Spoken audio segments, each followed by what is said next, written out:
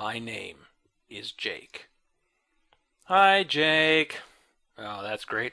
Our young adult series has just started like an AA meeting. That's a really good sign. These are the stories and the truth that we will find. Come travel back with us to extraordinary times. Here we go. This is the story. This is how we see the light. Here we go. Come turn the pages now on Super Baltic Flight. Come travel back with us. Let's go with Super Bowl.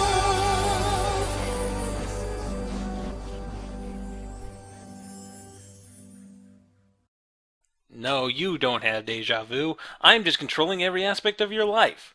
Welcome to the Reprinted Animorphs book guide, a cleaned up and updated remake of some of my older episodes of the opinionated Animorphs book guide, titled in tribute to the grand and wonderful SF Debris.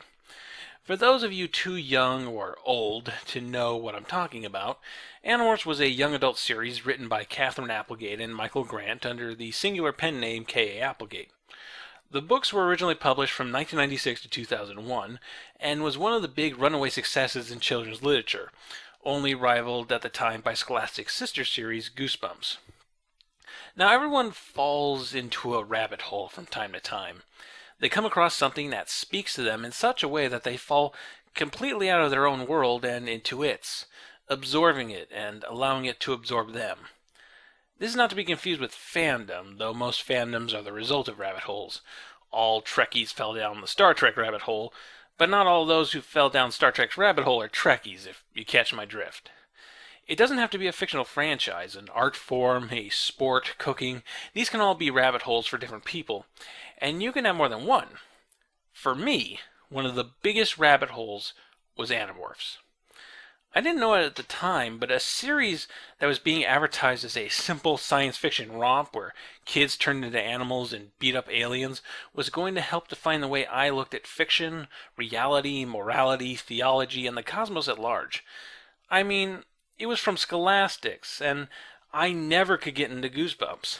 I picked up the first book out of a bookstore for my parents to buy on a pure whim, and it and the 64 books that followed kicked me so hard in the rear that I still feel the bruise 16 years later. And now Scholastic is reprinting them with new covers and updated cultural references to bring this story to a new generation. So let's take a look and see what it's all about. So the series begins with the now infamous "My name is" line that would open most of the books. It's actually one of the series' main ironies, that we would spend so much time exploring the intricate psyches of these characters while they worked so hard to disguise their identities from the readers. It's never explained within the narrative what the Animorphs are doing when addressing the reader. You're left with the impression that they're all writing these down in journals or notebooks and are keeping things mum in case their enemies ever come across them. Of course, given the amount of detail the Animorphs do divulge over the course of any one book, it really wouldn't be that hard to find them if anyone actually tried. We open in a mall in an unnamed city where our 5 main characters bump into each other and decide to walk home together. At this point in the game, all of them are pretty much vain and stupid with bad priorities and a faulty sense of entitlement. You know, like every single 13-year-old in the world. We have Jake, middle-class white guy whose biggest concern is how to tell his older brother Tom that he didn't make the basketball team. Marco, the court jester, and what would retrospectively be a nice touch, video game wizard. Tobias, a wimpy blonde kid with a major man-crush on Jake after Jake saved him from some bullies. Rachel, Jake's fashion-centric cousin, who Jake says is very pretty, but has to cover this up lest you accuse him of incestuous thoughts. And finally Cassie, the tree-hugging sweetheart. We are one juice bar away from the Power Rangers here, guys. Sometimes I think about that one last moment when we were still just normal kids. It's like it was a million years ago. Like it was a totally different group of kids. You know what I was afraid of right then? I was afraid of admitting to Tom that I hadn't made the team. That was as scary as life got back then. 5 minutes later, life got a lot scarier. Our 5 unlucky heroes decide to take a shortcut through an abandoned construction site near the mall. To make a long story short, the kids are suddenly stopped dead in their tracks when a goddamn alien spaceship just up and lands right in front of them. Now, before we move forward, let's discuss the changes to cultural references the reprints make. On one level, these changes make sense. For example, in the original publication of the books, we are told that Jake has a Sega video game system. Now, when them kids these days hear the word Sega, they think of a minor game publisher that got pistol whipped by Nintendo and made its bitch. And the nearest thing to a Sega system these days is that shitty Sonic the Hedgehog Connects game. So changing it from Sega system to a generic game system makes sense. On another level, I feel that Animorphs is very much a product of the 1990s. Sandwiched between Cold War fears of the 80s and terrorist fears of the 2000s, was a decade that was largely free of major conflict, at least in the United States. Vietnam and Watergate was becoming distant memories. The economy was good. The only major military action involving the U.S. was Operation Desert Storm, and that's largely considered to be one of the quickest and cleanest wars in history. President Clinton was basically the Democrats' answer to Ronald Reagan, a goofy celebrity president that played saxophone on Arsenal Hall. The 1990s was a very complacent decade, and complacent is the key word here. It's no coincidence that the series opens in a mall of all places, a symbol of American consumerism. It's also no coincidence that 3.5 of the main characters are white, but all but one of them live comfortably. Jake and Rachel are white and live in upper middle class families. Jake's father is a pediatrician, his mother a writer, and his brother a high school heartthrob and basketball legend. Rachel's mother is a lawyer and her father is a news anchor. Cassie's family live on what has to be an expensive piece of real estate and are living their dreams of helping animals.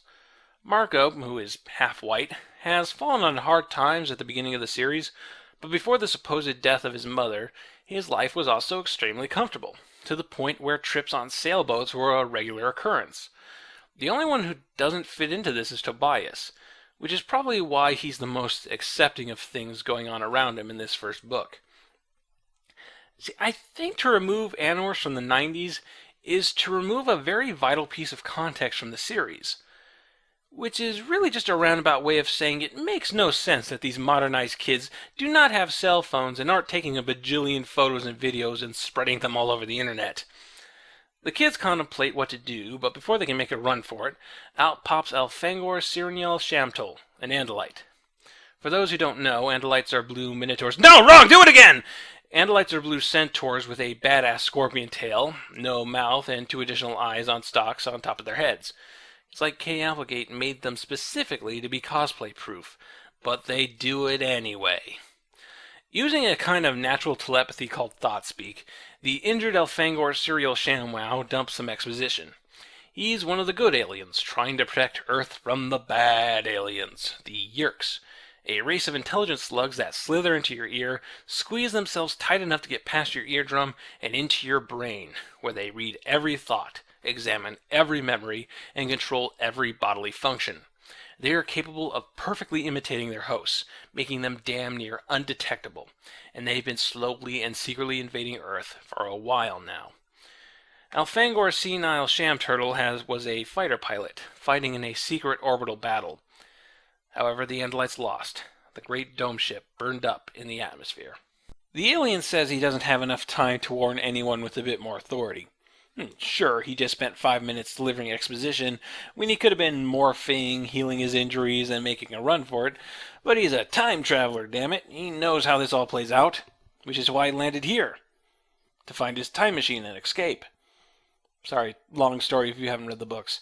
So Elfangor Seesaw Shamalama Ding Dong gives the kids all the information he can, and then decides to give them a power to help fight the Yerks. Jake enters the ship and finds a holographic photo of 2 adult and 2 child Andalites. A family photo, just like World War II pilots would put pictures of their loved ones on the dash. People seem to assume this pictures of Elfangor and his brother Axe when they were kids. But the thing is, Elfangor and Axe were never kids together. Elfangor was already in the military before Axe was even conceived. So there's a pretty good chance that this picture is of Elfangor's wife and children. This idea is never brought up again. It would probably make the Elfangor lore and shippers cry, but it's the only thing that makes sense. Jake finds what he's looking for, a mysterious blue box. After some protest and panic, the kids touch the box and are given the power to morph, to change into any animal they touch. Elfangor warns them to never stay in morph for longer than 2 hours, or they'll be stuck in that form forever. Just then, the yerks finally catch up with the Andalite and land while the kids hide. And so we meet our villains of the piece. We have the main shock troops, the Hork-Bajir, 7-foot-tall lizard people with horns and blades growing out of every joint. Elfangor, who is able to communicate with the kids privately over a long distance, tells the kids that the Hork-Bajir were originally peaceful herbivores before getting conquered. Silence, the Andalite warned. Hork-Bajir do not see well in darkness, but their hearing is very good. Then there are the Taxons, huge carnivorous centipede monsters that willingly submitted themselves to the yerks. Elfangor calls them 100% evil. What about Arbron and the Taxon Rebellion? Shut up, retroactive readers! Finally, there's Visser 3, the only yerk to take control of an Andalite. The yerks surround Elfangor, and one Hork-Bajir gets within spitting distance of the kid's hiding spot. They're all standing at attention, I whispered. How can you tell? Marco whispered back. Who knows when a jelly-eyed centipede or a walking salad shooter from hell is standing at attention? Guys, Hork-Bajir, really good hearing. Shut up. So Visser 3 takes some time to gloat over the fallen Andalite, and he drops a few lines suggesting they've got a quotation marks past quotation marks. Yeah, get used to that. Visser 3 does a lot of gloating. The kids begin to worry. If Andalites can send thoughts, can they also read them? Can he hear our thoughts? Cassie whispered. If he can, we're so dead I don't even want to think about it, Rachel told her. Yeah, personally I'd be more concerned about the Hork-Bajir with really good hearing that's standing 2 feet away from you. So we get some pretty typical fallen angelical hero versus diabolical villain dialogue. Elfangor demands to know why the yerks are after humans, and Visser 3 says it's because they are so weak and there are so many of them, and he's really one pinky away from being the brain here. Elfangor gets one last shot in, hitting Visser 3 with his tail blade before Visser 3 just up and morphs a giant monster and eats him. Yeah, murder doesn't get much more personal than that. The Andalite ship is destroyed, and Jake notices some people in the crowd of yerks. There are people over there, I told Marco. What? Are they prisoners? There's a forget it. It doesn't matter, because the sight of Elfangor being turned into a delicious snack causes Marco to puke, and that finally gets the attention of the Hork-Bajir. These kids could have held a performance of Les Miserables behind this guy, and he wouldn't even have noticed till one of them tripped over their shoes. The Animorphs split up and make a run for it, a mysterious human voice calling for their heads. Jake trips over a homeless guy, who becomes a pretty handy meat shield, and he makes his escape while the Hork-Bajir is tearing into Chester A. Bum here. Jake wakes up in his bed the next morning and thinks it might all have been a dream, but Tobias immediately shows up and confirms that it wasn't. Tobias has already morphed his cat Dude, a process that involves touching the animal, concentrating on it for a few seconds while it goes into a trance, which acquires its DNA, and then concentrating on the image of the animal until you kinda just start changing. Tobias demonstrates this, and we learn that 1. You have to fight against the animal's natural instincts, and 2. You can't morph clothes, causing an awkward scene where a cat turns into a naked boy in Jake's room. I'm sure there's a Rule 34 of that scene out there somewhere. Jake morphs Homer, his golden retriever, and smells things for LOLs. His emotions rattled by the idea of an alien invasion and the fact that he was just a fucking dog, he goes and tells the one person he can trust, his brother Tom, that he failed to make the basketball team. Good to see your priorities in order there, Jake. Tom brushes it off and tells him that sports just aren't that important, which is very un-Tom-like behavior, this being the star basketball player of the whole high school. Tom then tries to get Jake interested in the Sharing, a local community group that holds meetings down at the beach. Jake says he'll think about it, and then he goes out to mow the lawn. Animorphs, the great sci-fi epic! The kids meet at Cassie's barn, where her dad runs a wild animal veterinary service. Because, fuck natural selection. Cassie's been playing around with morphing off camera, and figured out that it's possible to morph skin-tight clothing. Rachel brings the local newspaper with a story about kids setting off fireworks at the construction site, an obvious cover story. Finally, the kids are grasping the gravity of the situation. This is not just a big aliens fly down and blow things up invasion.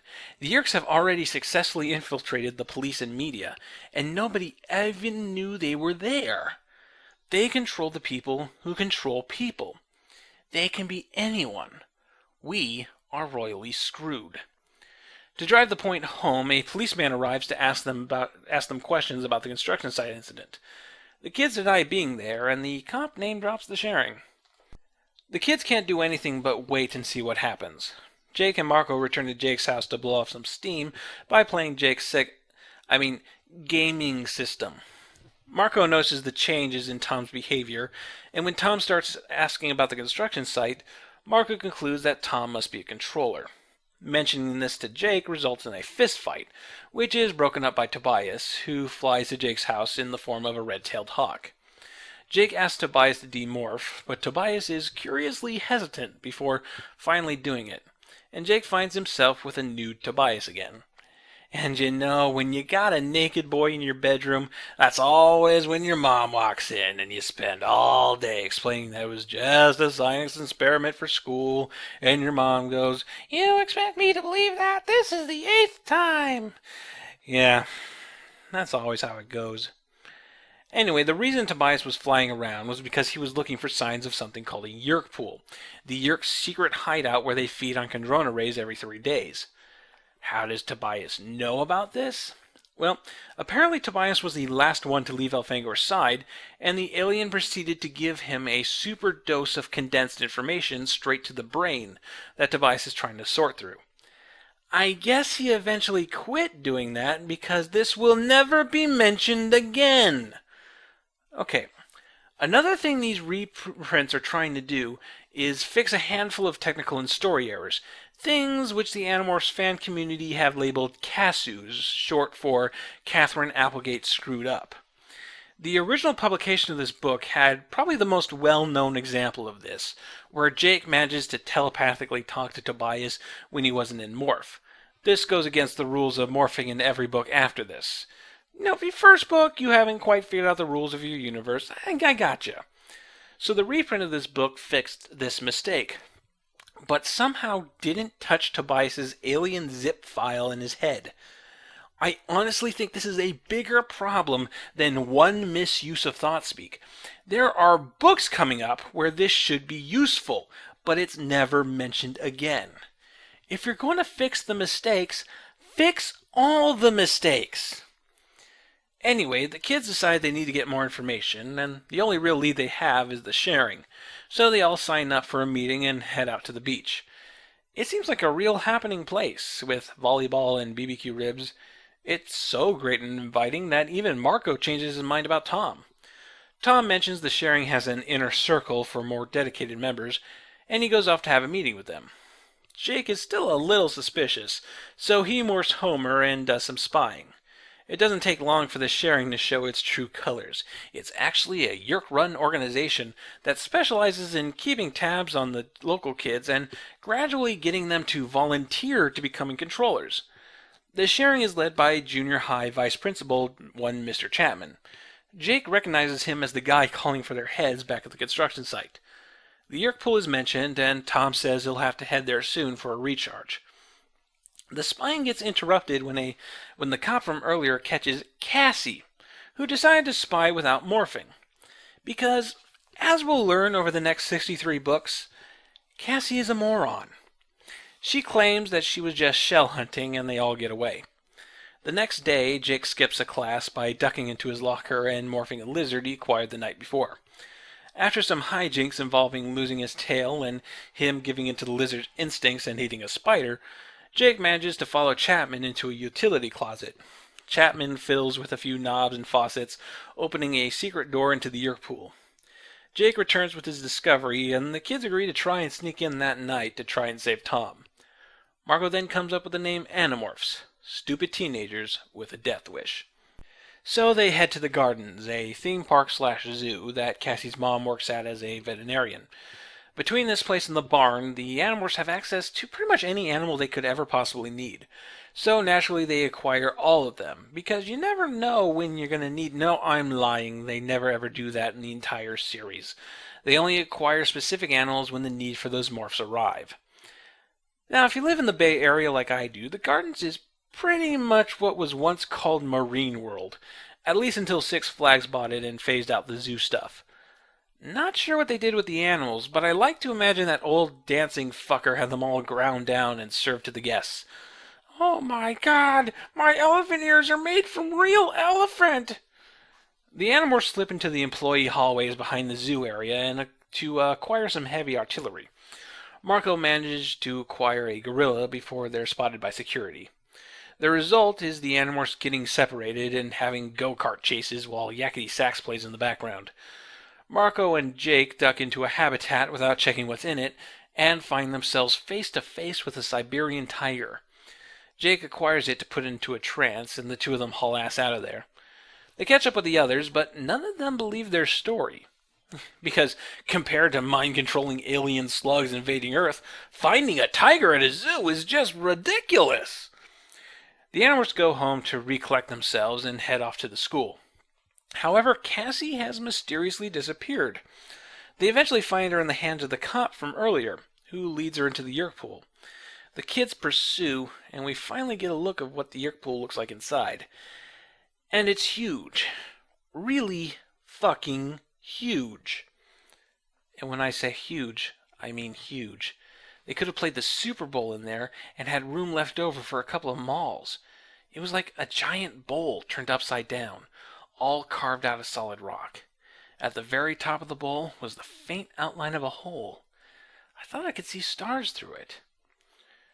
Which would be impossible unless the Yerks had all their lights turned off, or hadn't built a building over it. Yes, the yerk pool is huge. It's under half the city. It has its own spaceship parking lot, and there's always someone giving a blood-curdling scream. Think of it.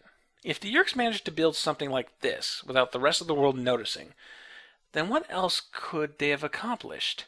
Where might these yerk pools be? Under the White House? The UN building? If they can do this, how are 5 13-year-olds going to put a dent in them? They could morph anything in the world, and they'd still be outpowered, outnumbered, and outgunned. The only hope they have now is to try and stay alive as long as possible. Some controllers spot Jake and Marco acting odd and confront them. Rachel takes this opportunity to morph into an elephant and charges through the controllers. Jake and Marco morph tiger and gorilla respectively, and use the chaos to get to the central pool and rescue Cassie just before she becomes a controller herself. Marco breaks open a few of the cells holding hosts awaiting to be reinfested, including the one holding Tom, and the Animorphs try to make a path to the exit. However, they're stopped by Visitor 3. Unaware that the Animorphs are human, he calls them Andalite bandits, and then morphs into a freaky space dragon with 8 legs, 8 claws, and 8 fire-breathing heads. Clearly, only one man can stop such a beast. But he's too busy doing something with birds. I don't know, I kind of fell out of the Zelda games a while ago. Tom makes the really stupid decision to punch controllers in the face, and he gets recaptured. The Animorphs barely manage to escape the yerk pool with their lives and secret identities, and in the end only manage to free one host. To make matters worse, Tobias is nowhere to be found. Everyone goes home, and Tobias shows up at Jake's house. Unfortunately, he's been in Hawkmoor for over 2 hours, and is now stuck. Helpless and damaged, all the Animorphs can hope to do is stay alive, and wait for the Andalite forces to arrive, and win this war for them. Post-book follow-up. When approaching number 1, The Invasion, for review, you have to decide if you're going to judge it on its own terms or based on its place within the series. It certainly fares better in the latter than it does in the former. On its own, the book is very busy, giving us lots of exposition and information at the expense of the flow of the story. Yes, this is out of necessity. We need to get the setting worked out so that we can tell greater stories within the setting later down the line. But it gives the whole book a very rushed feeling. There are a lot of small details that one only really picks up during a reread that actually elevate the book. For example, we get the first look at Marco's tactical abilities through how well he plays certain video games. As with the rest of the series, the main strength of this book comes down to its character development. Though oddly enough, the character with the least amount of characterization is Jake, our narrator. He's just too busy telling us what's going on around him to tell you anything about himself, and he comes off as Mr. Joe Average this early in the series. We get early hints of Rachel's aggressive nature, but at this point you could write it off as a mix between being a 13-year-old girl and growing up in what appears to be a prominently feminist household. Marco and Tobias are the only two Animorphs whose family life we get a close look at, and it puts them at an interesting parallel. Marco's mother was killed 2 years prior, and this forced Marco to have a world weariness that he shouldn't have at this age. His use of humor is most likely a coping mechanism for dealing with the serious issues in his life, and he'll continue to pile on the goofy as the invasion continues. Tobias, on the other hand, was abandoned by his parents and ended up getting passed around between various aunts and uncles. Tobias didn't really create the same kind of coping mechanism as Marco, and he ended up becoming a social misfit. When he finally gains his morphing abilities, he treats it like a toy. Despite being the most gung-ho about stopping the yerks, he's also the most immature and unrealistic about it, wanting to blow up the yerk pool before he even knows exactly what it is. There's a lot of fan speculation over whether or not Tobias got stuck as a hawk on purpose, as a means of escaping the pains of the real world. His hesitation in demorphing the first time he morphed a hawk seems to favor this idea, and it really paints Tobias as an unbalanced and troubled kid.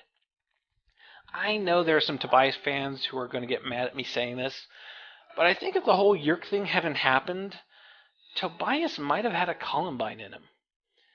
Cassie didn't get much to do in this book besides offer some animals and play the damsel in distress. However, there's a moment when the kids are discussing tactics, and she suddenly breaks out in this poetic but completely unrelated tangent about animal spirits or something like that, and it's an early hint at her very unusual mindset. She sees things at a very different level than everyone else, and that's usually at the detriment of the group. If you've seen my other videos, then there's no secret that Cassie is my least favorite character of the main cast. When you really look at these guys, it's no wonder that Jake got the role of the leader, as he's the character with the fewest emotional hang-ups, at least at first. So the 5 main characters have a decent start, but the plotting doesn't fare as good this early in the game. The whole thing at first comes off as a stock comic book story. The yerks are portrayed as the ultimate evil, and the Andalites come off as the ultimate good. Elfangor is seen as a saintly figure who sacrifices himself for the sake of the planet, and Visitor 3 is seen as a cackling Doctor Doom kind of villain with little motivation beyond destruction. Again, this stuff fares better in retrospect, as the rest of the series is devoted to deconstructing these elements and showing you their true colors. But on its own, it's a bit tedious. Between the typical good versus evil plot, the rushed pace, and a general disorder over the details, though some of it was cleaned up in the reprint, reading the book again after knowing where the rest of the series is going, it makes this book a bit of a disappointment, and it doesn't strongly hint at the dramatic direction the series would take. I give Animorphs #1 The Invasion a 6 out of 10.